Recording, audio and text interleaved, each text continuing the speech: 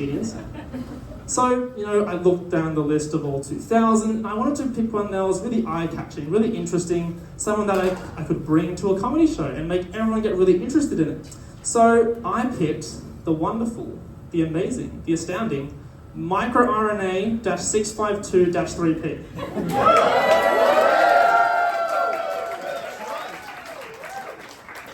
Amazing choice.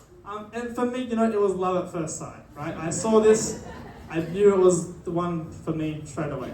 And so I loved it so much, it actually jumped right to the top of my future baby names list. Or this if it's a girl.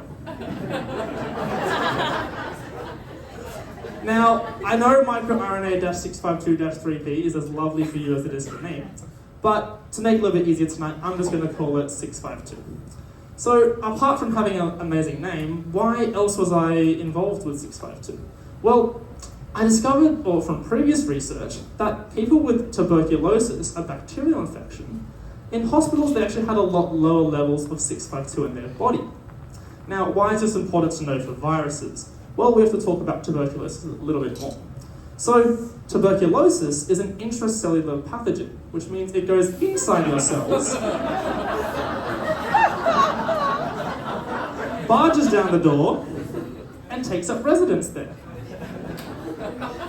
Now, another pathogen that's very similar are, of course, viruses. So, again, viruses are similar to tuberculosis because they too infect the insides of your cells. And in the case of viruses, they get inside and they use up all your resources.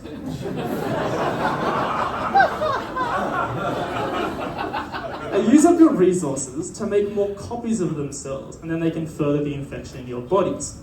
And like I said before, we know there's a relationship between tuberculosis and 652. But what we don't know is if there's a relationship between 652 and viruses. So that's what my research is really trying to find. I'm trying to find a relationship between 652 and viruses, like COVID, like the flu. Now, you might be wondering, how do I go about any of this? Well, in science world, the easiest way to figure out what something does is take it away and then just kind of see what happens. So, we're going to go through some examples together, actually, of real-world science. So, example number one, a baby with candy. Take away the candy, sad baby. Next one, you have a child with an iPad. You try and pry that child off that iPad, that's right, you get a broken iPad. And lastly, if you have a young, rich billionaire with a bat fetish, and you take away his parents, you have Batman.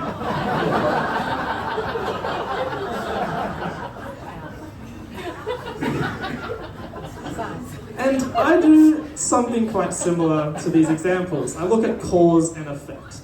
But I start with mice, take away their 652, give them a virus, and then I sit back and I watch what happens.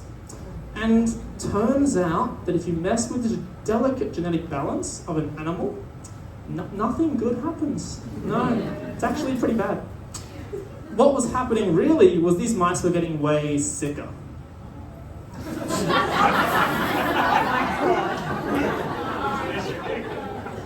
Not this type of sick, unfortunately, but sick in different ways. So these mice were losing a lot more weight, getting quite skinny and moving around less, and they also had a lot less cells in their body to help them fight off the infection. Now, this is a lot of the effect. So we found out that less 652 was making it a bit harder for your body, or the mouse's body, to respond to the viral infection. But what the goal of my research is to get to is to see if more 652 is going to do the opposite.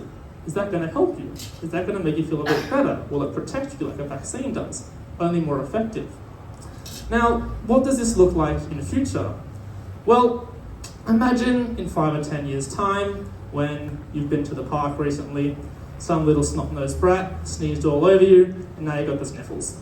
So you're walking through Chemist Warehouse, listening to the tunes of Happy Birthday, and there on the shelf you might see a little bottle of 652, there to make you a little bit happier and a little bit healthier. Thank you so much everyone for your time. I've had a blast here. I'll see you all later.